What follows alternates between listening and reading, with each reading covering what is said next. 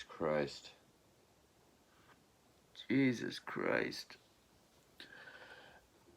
I have reviewed some bad sequels, but holy shit.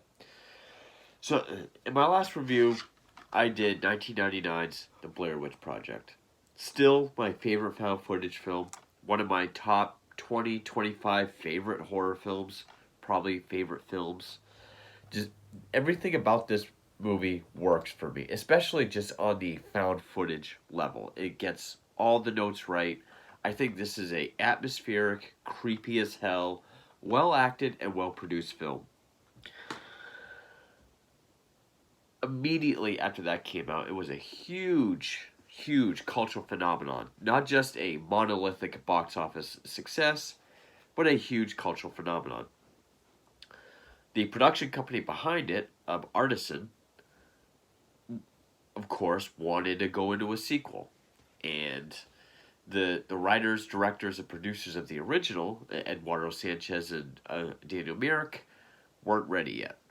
But so Artisan hired someone else, and they puked this out. And even the title doesn't make any sense. Book of Shadows, Blair Witch 2. And even that alone makes it feel like a later Hellraiser sequel, because it's like you have an original title, like an original script, but they somehow managed to squeeze enough Blair Witch in there. At least that's what it looks and feels like. Now, I had never seen this movie before. I did see it when it came out. I had not seen it ever until just now, 22 years after it came out. And I have always heard it's bad, it's garbage, it's trash, one of the worst sequels. Honestly, I would say the original Blair Witch gets more hate, but I think that's only because this film has pretty much been forgotten. I think the only people that mention this film are fans of the original.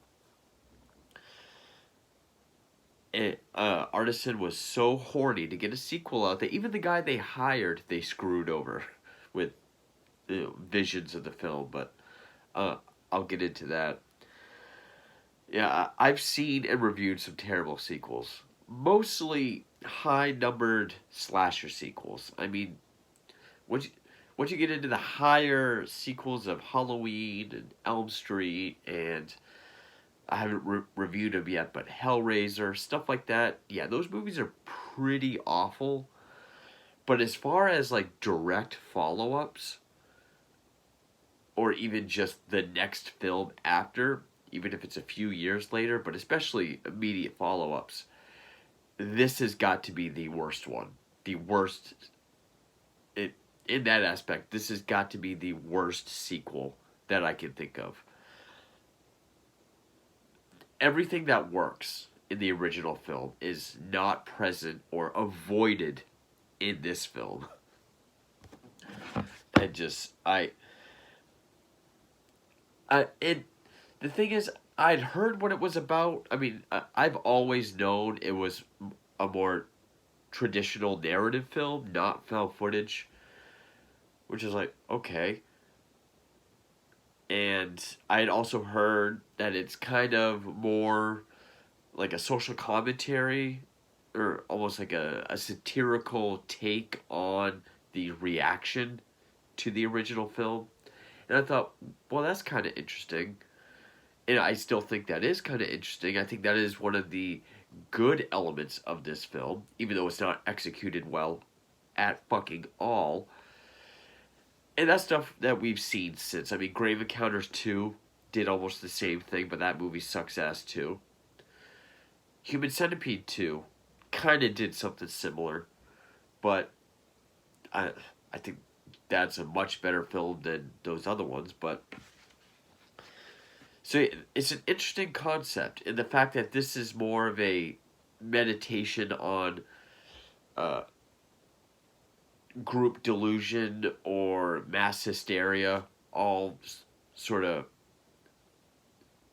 based around obsession and fanaticism.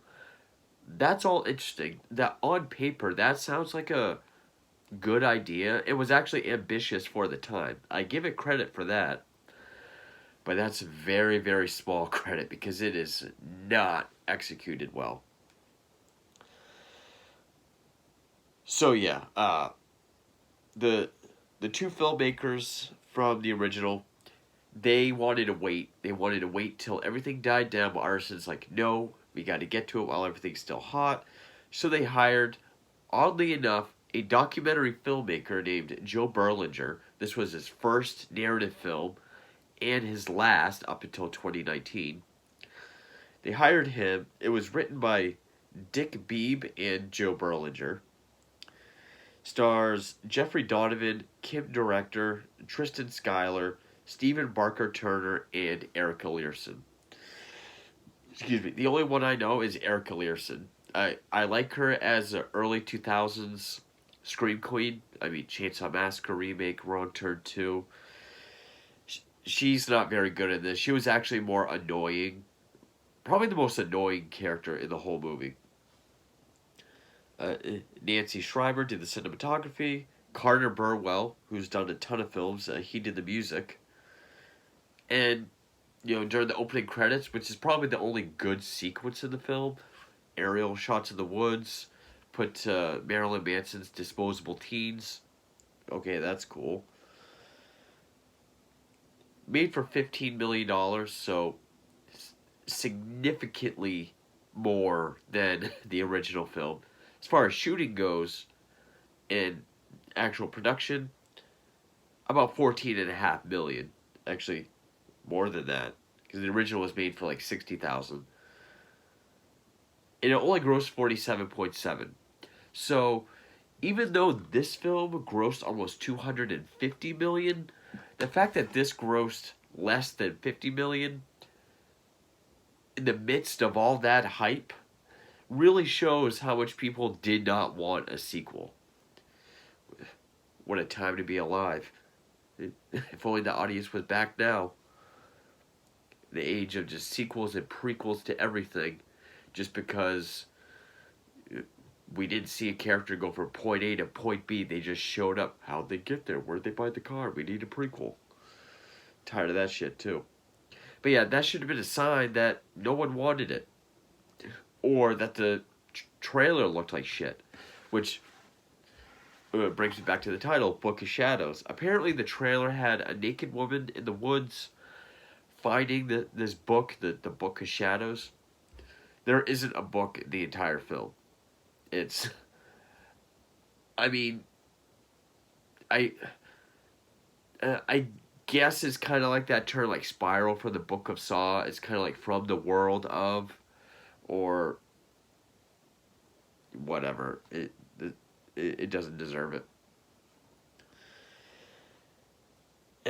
So yeah, that, and yeah, some of the viral marketing was used for this. There was some gimmicks, like with the VHS, they put in some clues as to figuring out what's going on. But and then you go on the website, you type it in, and then nothing happens. But so everything with this movie is flawed. The acting is bad. There's not one actor that, I'd probably say Kim Director as Kim, the goth chick. Which, yeah, again, everyone goes by their real name, like in the first film. So Kim Director as Kim, the goth chick. She's probably the best.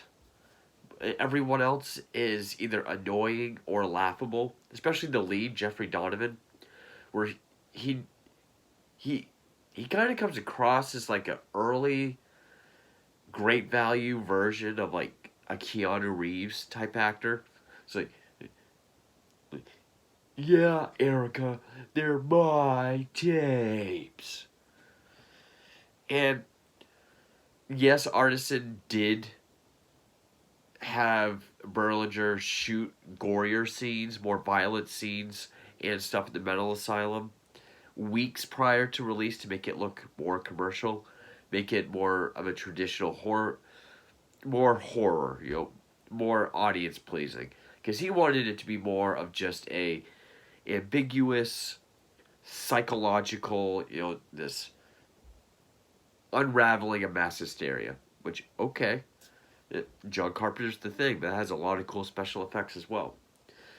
This artisan butchered all that with shit that is so distracting, takes you right out of the film. Because one, right in the beginning, it jumps around times so much. Which it opens up by saying this is a fictionalized account of true events. The guy's a true crime documentarian, but a lot of like true crime movies, like serial killer movies, will say names have been changed or whatever.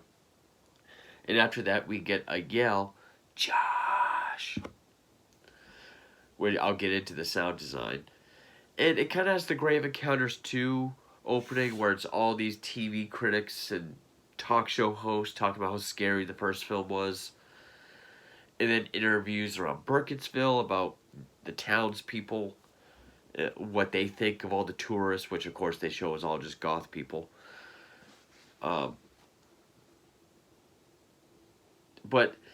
like, and then it jumps like a year earlier, and then back to where we are, just to show the lead guy in a mental asylum, and it never explains why. Never says why he was in there or what that has to do with anything. Just like the goth chick is a psychic in the beginning of the film, and then never again. And it keeps cutting back to this police interrogation and these campfire lit scenes up close of people being stabbed or tied up or hit, struck, or whatever. That is just littered throughout this film. Just keeps cutting back. Where originally it was just supposed to be like one linear narrative. That is so distracting, and it jumps around so much, and it's not interesting or cool. It doesn't make it any more satisfying horror wise. And if they were thinking jump scares, movie has plenty. Movie has plenty of loud ass jump scares. I just watched it on Hulu, and I mean, a lot of times the dialogue will be so quiet. Then there's like a scene where an owl flies through a window, and it's like an explosion. And just the look of the film, it has just a very, I mean, 15 million is still a modest budget, but it just looks like an ultra cheap direct to video sequel, or like a sci-fi channel movie or something. It looks cheap, it feels cheap, it looks and feels rushed. But basically what the story is, it's this tour group led by Jeff. You get this couple that's writing a book on witches and hysteria. Erica Learson as Erica, the Wiccan, who's supposed to represent the sort of Wiccan community and what they felt about Blair Witch and the negative way it showed them or whatever. And then Kim, the goth chick, who is only there because she thought the movie was cool. You know, like the goth chick in a Breakfast Club. Didn't have anything better to do. They go out to the woods, and why the Rustin Parr house is now just a foundation, like it's in ruin, which didn't make any sense. This other tour group shows up. They tell him, oh, hey, you want to see something real scary? Go out to Coffin Rock, just to get him to go away. They drink, they black out, they wake up. All camera equipment is smashed. All the writers' papers and documents and research is all shredded up and snowing everywhere. And all they have left are some tapes and no memory of the night before. So now they're just studying these tapes, trying to figure out what happened, which we don't really see. We just kind of watch them watching a screen. And they just keep experiencing weird things and visions. Like the female in the writer couple has a miscarriage. where she has this dream where she drowns her baby. Uh, the goth chick at one point leaves to go buy beer. When she comes back, she sees the rusted Parr children. She swerves, hits a power pole like just enough to bend the fender. But then when they look out the window later on, the van looks like it's demolished. So they all get mad at her. Just all these things to really just turn everyone against each other. Really just building up the paranoia, the hysteria. At one point, Erica goes missing. Uh, they all get these Blair Witch symbol burns all over their bodies. Um, Erica and the boyfriend of the writers, they have visions of her seducing him and her walking around naked. Just all this stuff to think that something supernatural is going on. Also, there's this one girl that does this awful, like, weird, like, shaking, but it's like there's, like, a bunch of her. It, like, walks backwards. We see that, like, twice. And all the interrogation scenes are about, just tell us what happened. We know you did it. We know you're responsible. You know how we know? This is how we know. And then it's not like it shows what they're asking or really what they're explaining. Because one, they don't really know anything. And two, it just picks up where it left off before. But, yeah, apparently the interrogation scenes were just supposed to be like an 8-minute long bookend sequence, which would have been much better. And it didn't have all those cuts of the other tour group being killed sprinkled throughout the film, which again is more distracting than anything. So yeah, they just are. They continue to just go crazy and be paranoid of each other. Then it shows that they're being questioned for the murders of the other tour group. And then when they present video evidence of stuff, like the writer girlfriend, we're supposed to think she's possessed by the witch, and she like wraps a rope around her neck and is like taunting everyone like she's possessed until the boyfriend pushes her. That's being recorded, but when they watch it in front of them, it's like she's begging, like, it's me, it's me. And then they push her anyway. And them just screaming at the videos like, that's not how it happened. That's not how it happened. Like when the goth chick goes to buy beer, she kills the cashier, even though it looked like she just got pissed at her earlier in the film. So it's basically them just going crazy. And I guess it's ambiguous as if there is anything supernatural.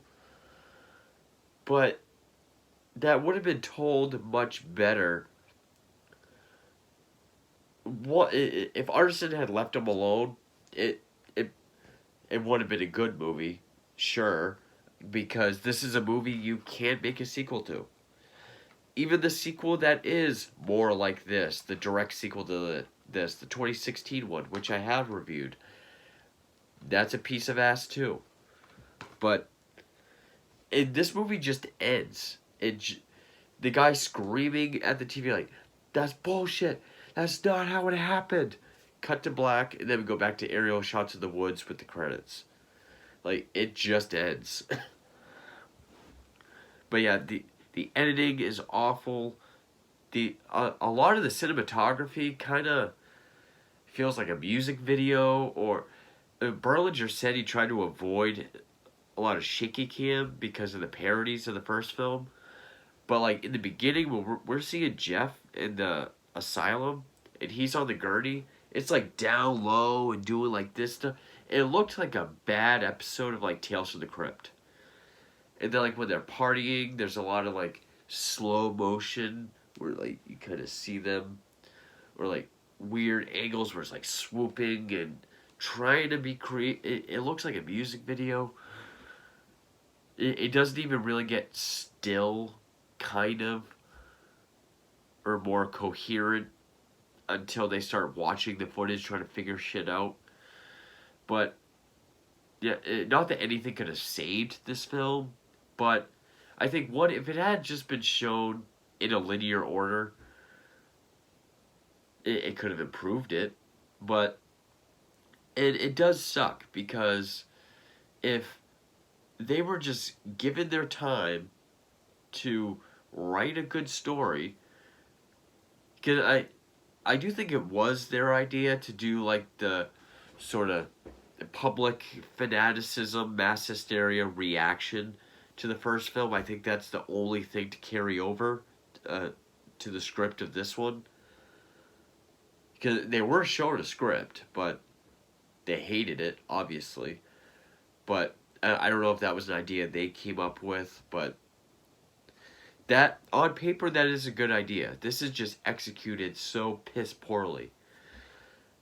And, like I said before, that is ambitious, especially for the time, to take a movie that is, at the time, very unique and to make a direct, immediate sequel that different, almost the polar opposite with a bunch of social commentary, to the reaction of this, you know, fairly ballsy.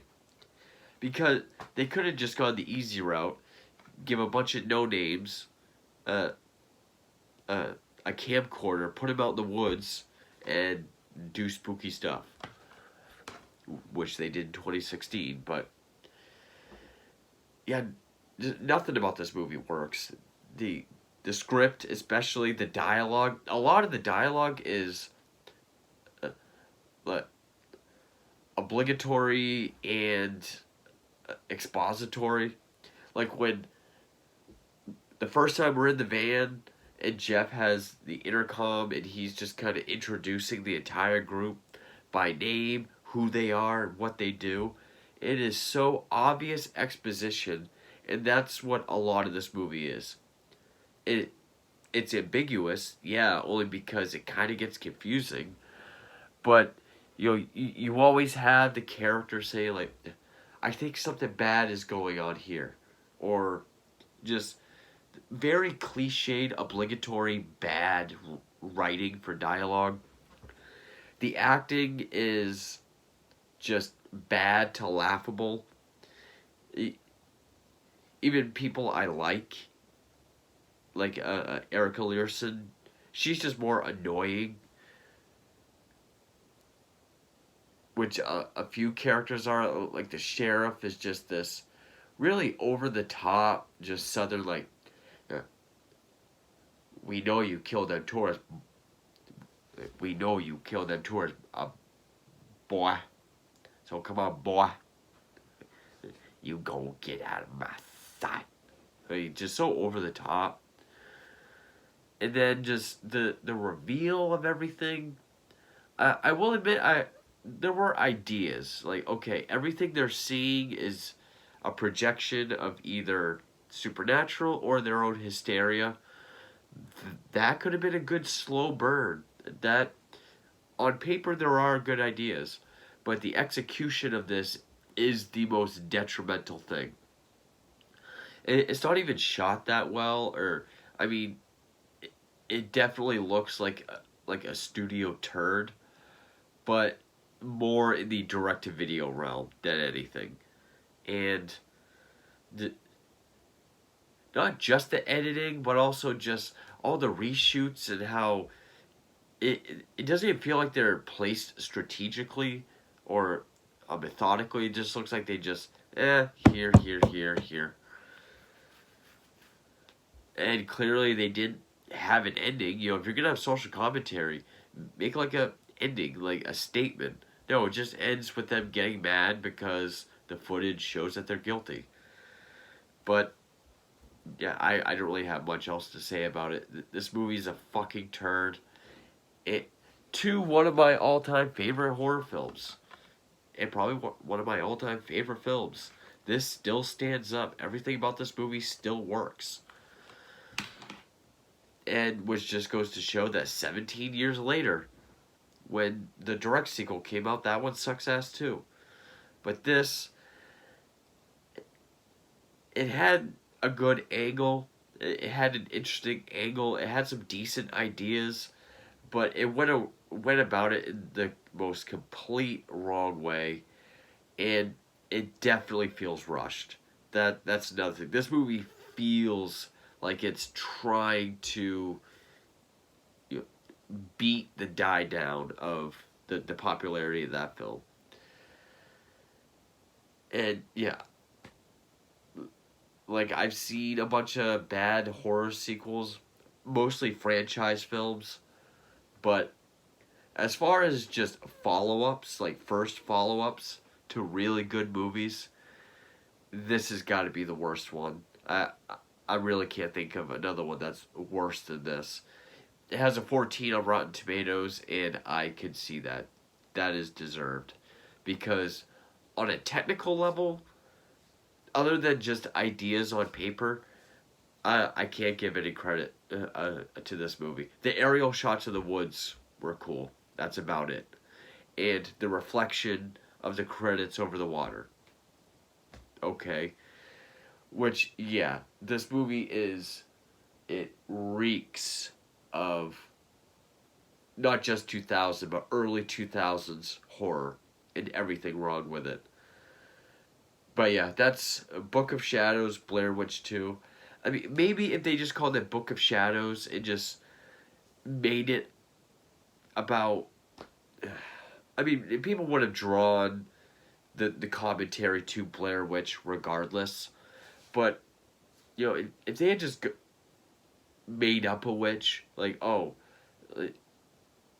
put it in Salem, or, you know, which is why I wore this shirt in my last review. But, you know, they could have called it any witch and then have this stuff happen. Maybe it would have found its audience, but yeah, this is a case where if someone says they like this more than the original, it's their opinion, but I do not understand that.